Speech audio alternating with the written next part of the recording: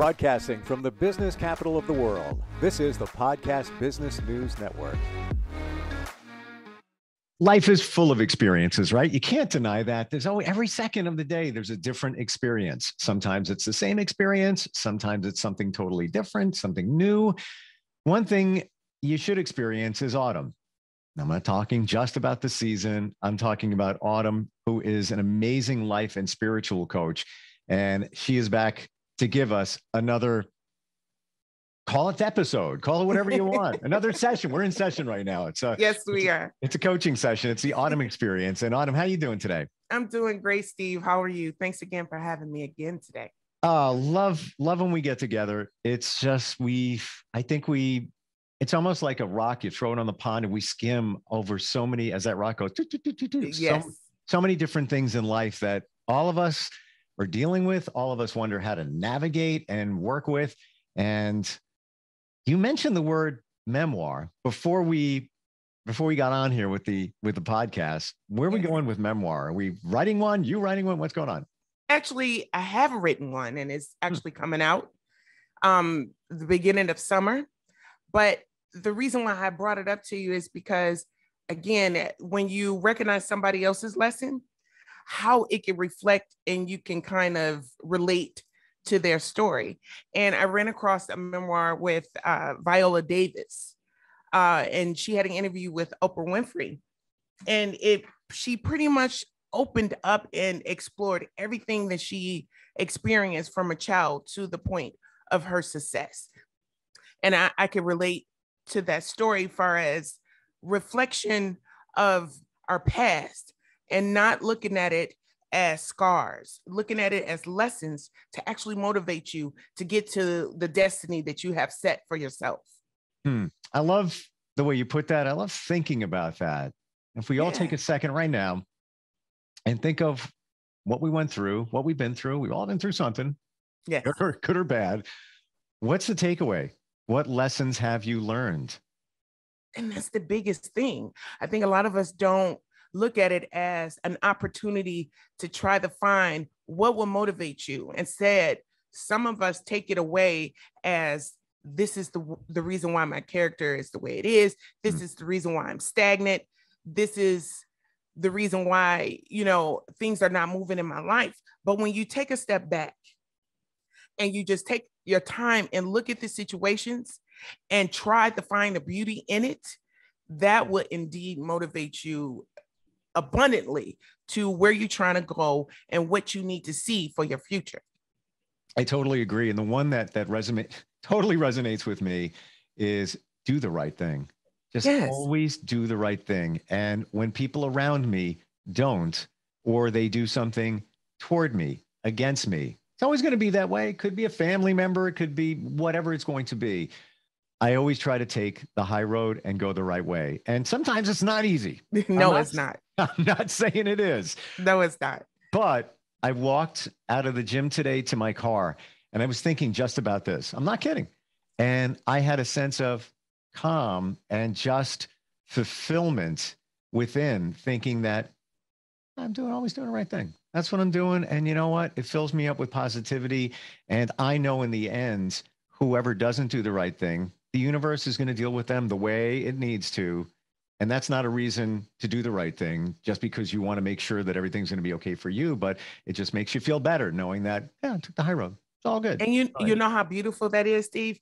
Just that one moment that you took that step back and you reflected on just how good you felt, it almost put a shield around you where it allows you to be unbothered by any external energies that's negative outside of you. Mm-hmm. And it's motivating you even more. So just imagine if you did that every day.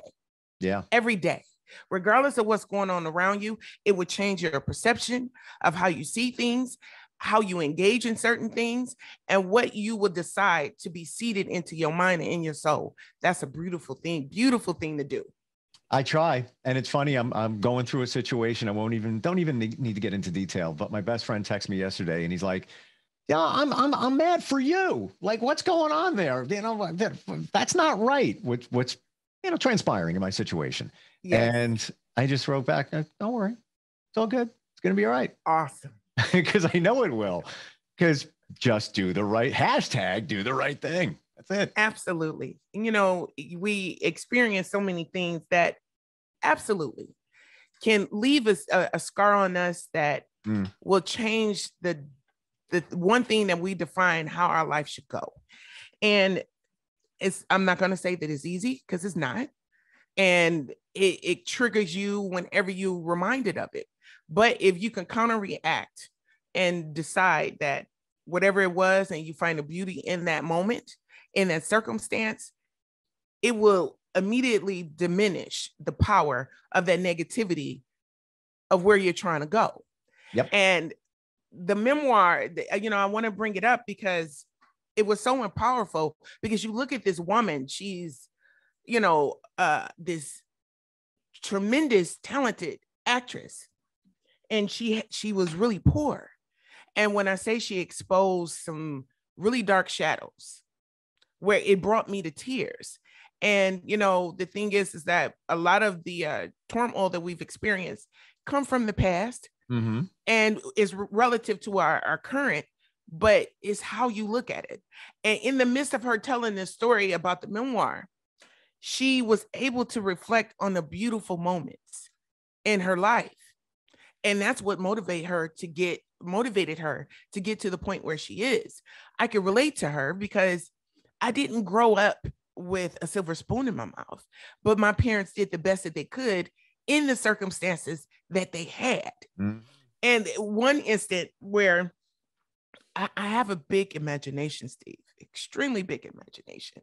And I told my mom that I wanted to experience having a circus for my birthday.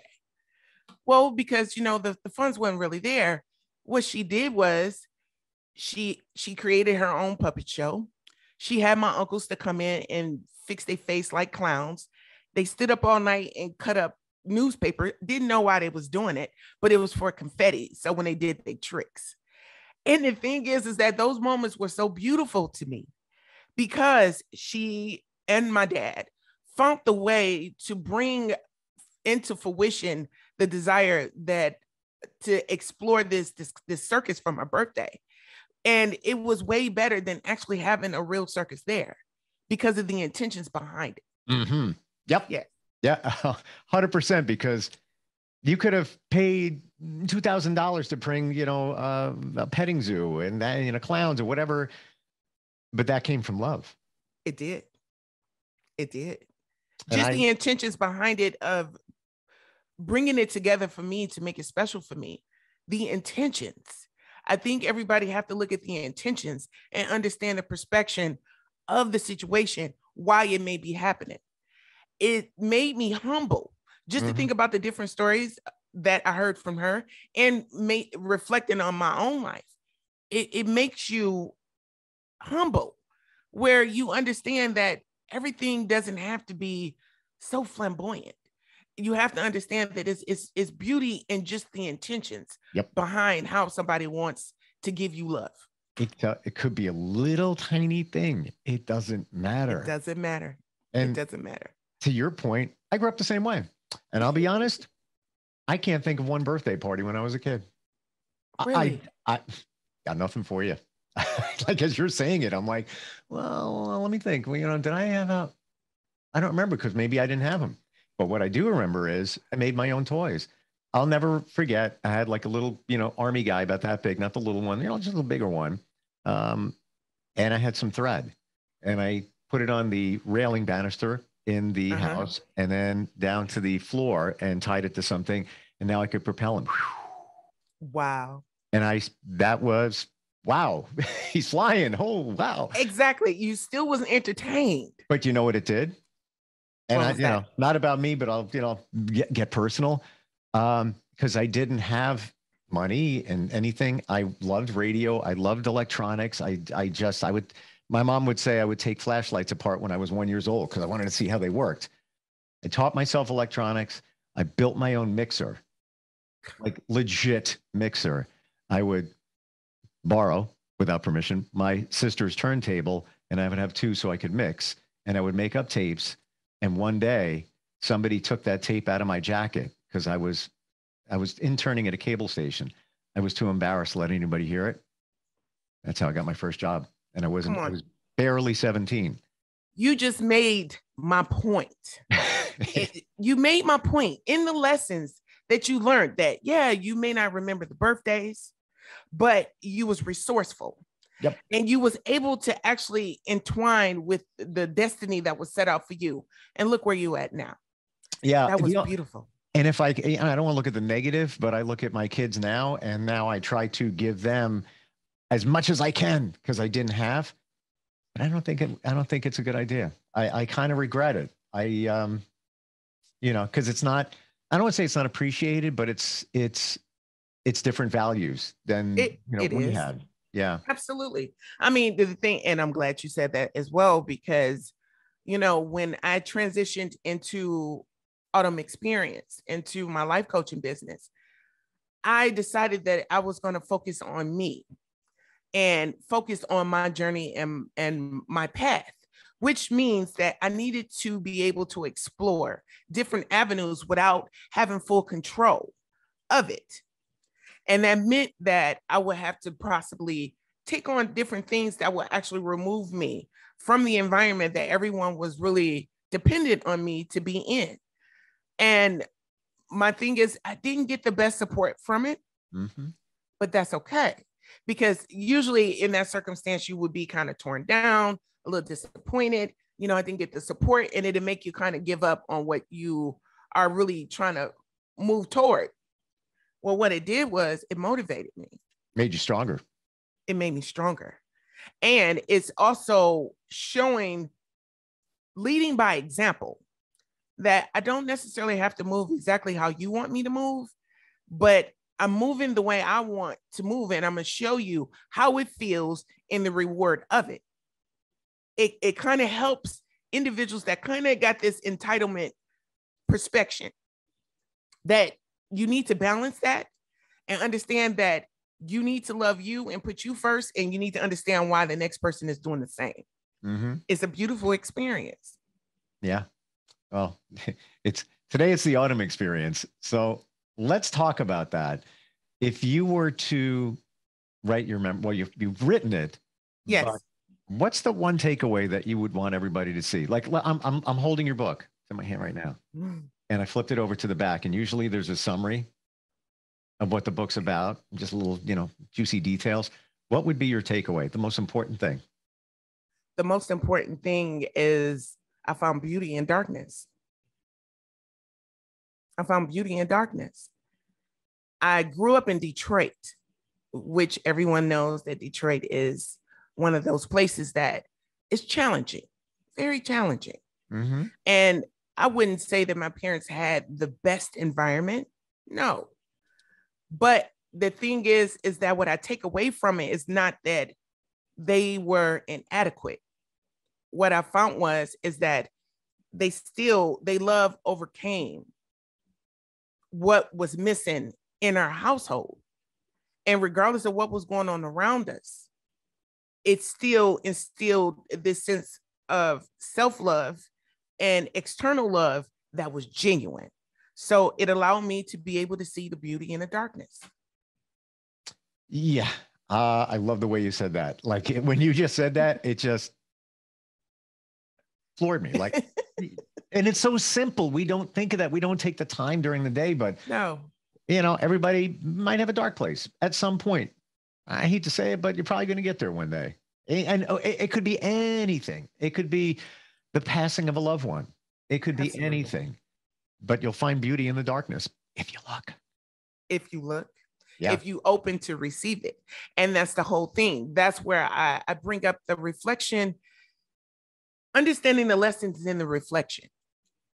I understand a lot of us, we've experienced turmoil and different things that make us fearful and not want to challenge those shadows. But when you choose not to challenge those shadows, then like we spoke about before, it just plants seeds of fear, insecurities. And I still have insecurities. We all do. Sure. We all do. But the thing is that instead of me embracing it and letting it control me, I allow my love for myself and understanding my worth control it. I will not let it become the forefront of my vision, of my passion, of my purpose. I understand that there was a reason why those insecurities came in me. That fear is slightly there, Sure. but it's to keep me grounded in where I'm headed and to keep me focused and keep me motivated to overcome it. If you always have that twinge of understanding the beauty in your insecurities, then it would make you fight even more and motivate you even more to become stronger, to remove it completely. It will probably never be removed completely, but you will understand why it's there and the lessons from it, and it'll keep you motivated to move even stronger with every step you take. Yeah. And sometimes it's, you got to take a lot of steps. It takes a little time. I think where people go wrong is, and look, tell me your feelings on this. When people have a sense of entitlement, when they think they should have this, or they think it should be that way, just because they should just get it. It should just be. You have to also call it the work, be the right person, be the good person, see those certain things and not expect it to just flow to you. It doesn't always happen that way. No, it doesn't. But, even with that, when you are the person who's experiencing another person that's entitled, sometimes the entitled person is not open to hear your opinion. Sure. Or because they take it as judgment, not understanding that it's good intentions for the betterment of themselves. But what you do is, like I said, lead by example. Instead of giving in to the entitlement, you create healthy boundaries. You only decide what you will be willing to give into. And if it's not serving you, whatever it is, if it's just an attitude or, it's a situation, if it's not serving you, then you always remove yourself out. Eventually, the other person will get it, and they'll start to make changes if they desire to be in your presence. If they choose to stay stagnant in that entitlement, that selfishness, that ego, because ego is nothing but fear, then what they'll do is they'll just remove themselves. Yeah, I never thought about that ego is just fear. Yes. Yeah. Ego is just fear. Autumn, sometimes you say things and I'm like, whoa. And then I got to take a second to process it. And it's like, yeah, that does make sense. That really does. Yeah. I mean, the ego is just you bringing in all of this protection over yourself from what you've experienced, because you ignored the opportunity to reflect and find the lessons. So in order for you to protect yourself, you build this tremendous shield where you're blocking everything and you creating this illusion that you are better than. But the thing is that even if that's not balanced, then you even block out the good that's coming in. So what I usually tell my clients is that think of a shield, a lattice. It's strong enough to stop all of the negativity, to keep you grounded, but then it's open enough to allow all the good to come in, to allow you to be balanced. When you don't want to reflect, you don't want to be accountable, you think you are above everything, then you create this falsified ego that you better than. So again, you don't want to face anything. You build this ego, and what you do is self-sabotage a lot of things just from ego. Yeah.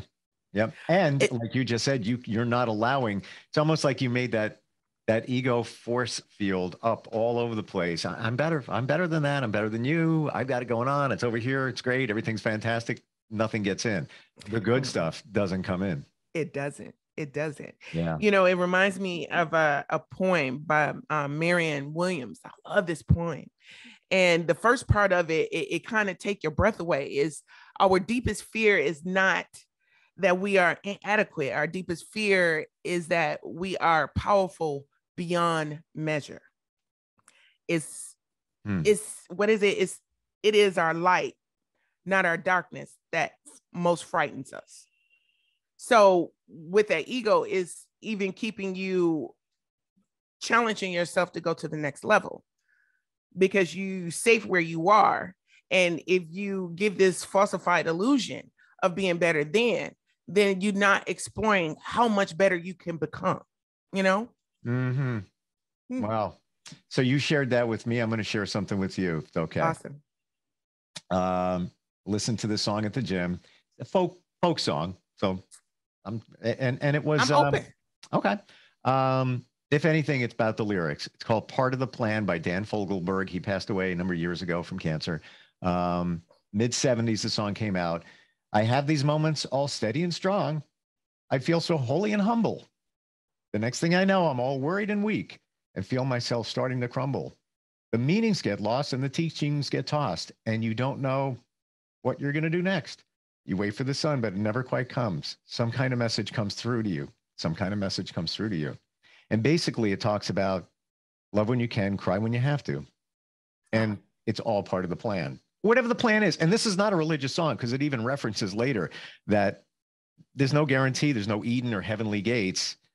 Someday you're just going to find out what's going on. You'll get the answers somewhere in your life somehow. Wow.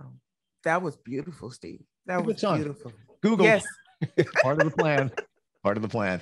What is the plan? I don't know what the plan is, but we're all part of whatever the plan is. And again, this is not a religious reference whatsoever. He's not a religious artist. But some deep thinking there, you know, because what we just said is sometimes you're feeling all holy and humble and then next minute you're just like cracking and just falling apart. And it can happen second to second. That's the way life goes. It does. But that's where my spirituality come in at, because I feel that when those moments come, it's just designed to shift you. You're being guided. You're just being shifted on a different road. When you look at it in that aspect and you let go of the control, then you will be surprised what comes on that other path, that other journey. So you just have to be open. If you open to receive, then you'll get everything that you need to become whatever you destined to become, or whatever role you decide that you want to get to. It'll come to you in a beautiful way where you'll understand everything that happened to you, why it happened to you. You'll understand the lessons. You'll understand why you're doing what you're doing, or where you are at the moment, because it was destined. You just said I think the most important part. You need to be open to it. Yes. You need to be open to it. And a lot of times, I don't mean this in a bad way. We're just closed because we're just doing life. We're doing life. We're not seeing anything. We're just doing this. We're moving it forward. And that can be okay if you're okay with it and the people around you are okay with it. But you're not seeing this. You're seeing this. And I just wanted to mention with those lyrics in that song. Mm-hmm. I used to listen to that song when I was in my teens and in my 20s. Just a random song. It's an album track, whatever. I'm into music, so I would find stuff. And I was like, yeah, it's cool. Part of the plan. Cool. All right. Didn't resonate. I was like, man, whatever. Until now. Until now. But why? Why was it floating out there from my past? Again, random song. It's not even, you can't dance to it. You can't, whatever. It's just, but popped in my head today when I was at the gym. I was like, yeah, all right. Yeah, means something now. It does. Yeah. It does. Come on, and I don't Steve. think it's by coincidence. It's not. No, it's not. And, it was like we talked about the other day. It plants the seeds. Mm-hmm. Sometimes it don't show you what its purpose is at that moment, but eventually it will. Just like in the lessons that we're referring to. When you take a moment to reflect, instead of looking at the darkness, try to find the light in it. It'll give you clarity more than you know. Gotta be open to it. That's what it's do. about. Yeah. I want to tell everybody your website, autumnexperience.com. She is Autumn and she's awesome. And she is a spiritual life coach. When we say spiritual, sometimes it scares people away. It's not about religion. Okay. No. It's about just positivity and just the universe is out there. We're all part of this thing called a universe, however you want to define it. And I don't think anybody can deny that we're all part of this world. Universe is the world. It's there. What you want to get out of it, what do you want to read into it, that's completely up to you. Sometimes you provide that clarity for that based on somebody's wants, needs, and their desires and what they want to do in life, whether it's professionally and personally. And when people reach out to you, is it do you do a free discovery call? Like, how does it work with you? I do. They reach out to me through my email. Through my website. And we set up a consultation. 30 minutes is free. That way we can get acquainted and we can see if this is the journey for you. Because I have to say this, I really like to deal with individuals that are open to receive. When you deal with the ones that have a slight bit of an ego and really don't want to open up and receive, then it will be hard for us to work the journey together. Okay. So tell me what the word, when you say receive, so we all understand how the intention of that. You mean? You're open for the unknown, the unfamiliar. If you're not open to it and you want to challenge it, then again, that's that full shield. It's not the lattice, and you blocking in what's good. Yeah. Yep. It's kind of the same if you believe in psychics, okay?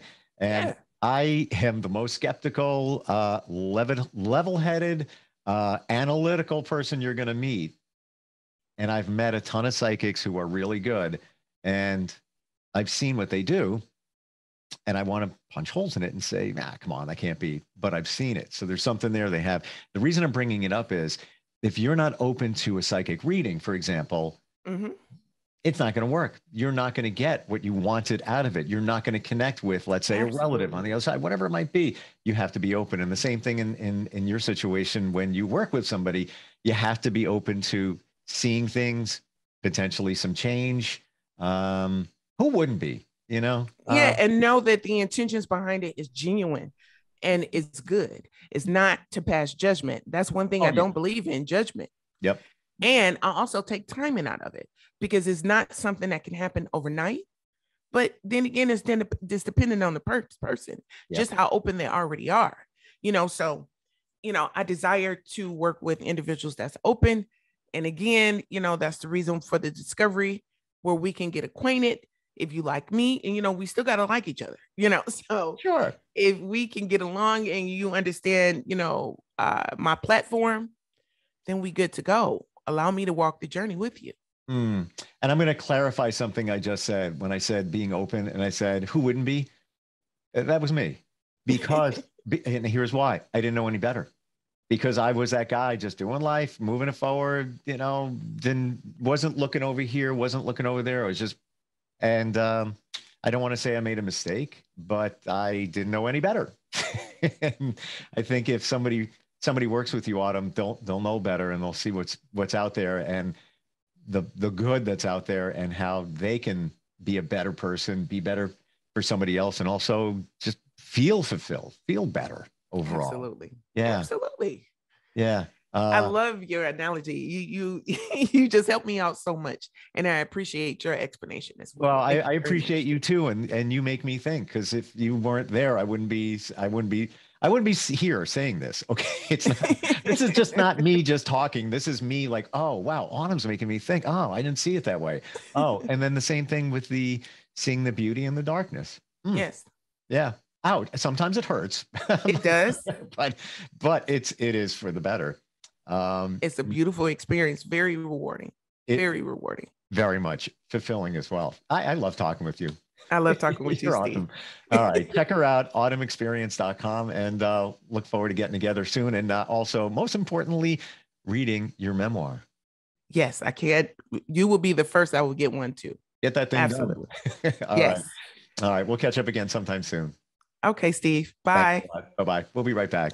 Are you looking for even more of the podcasts and hosts that you love? The Podcast Business News Network is proud to announce that you can now listen live on the MyTuner Radio and online Radio Box apps for iOS, Android, and the Amazon App Store. Or check us out online. Search for Business News Network on mytuner-radio.com, or search Podcast Business News Network on onlineradiobox.com/US so you don't miss a minute of the action.